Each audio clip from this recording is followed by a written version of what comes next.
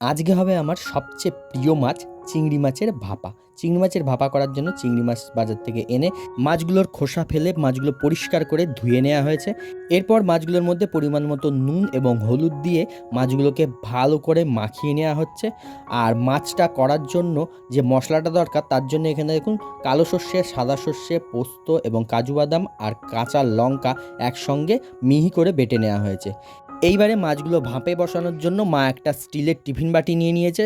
Tiffin বাটিটার মধ্যে সমস্ত মশলাগুলো দিয়ে দিল, আর দিয়ে দিল বাটিটা ধুয়ে সেই মশলার জলটা।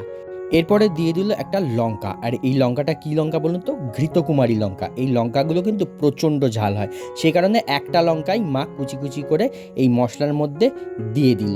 মশলার মধ্যে লঙ্কাটা কুচিয়ে দিয়ে এইবারে পরিমাণ মতন নুন, আর দিয়ে দিল হলুদ, আর দিয়ে দিল খানিকটা কাঁচা সর্ষের তেল। এইবারে এই সমস্ত উপকরণগুলো একসঙ্গে ভালো করে চামচ দিয়ে নেড়ে চেড়ে মিশিয়ে নিল। এইবার সমস্ত চিংড়ি মাছগুলো এই মশলার মধ্যে দিয়ে দিল।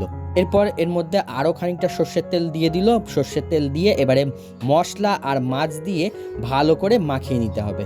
এইবারে টিফিন বাটির ঢাকা আটকে এটাকে ভাপে বসাতে হবে।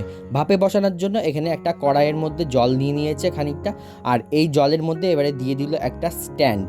এইবারে এই টিফিন বাটিটা কড়াইয়ের ওপরে বসিয়ে গ্যাসটা জ্বালিয়ে দেওয়া হলো, আর টিফিন বাটির ওপরে চাপিয়ে দিল একটা নোড়া, আর তার উপরে একটা ঢাকনা দিয়ে দিল। ঢাকনা দিয়ে প্রায় 40 থেকে 45 মিনিট মতন ঢাকনা না খুলে মাছটা ভাপিয়ে নিল। এরপর গ্যাস অফ করে দিয়ে খানিকক্ষণ বাটিটা ঠান্ডা হওয়ার জন্য রেখে দিয়েছিল।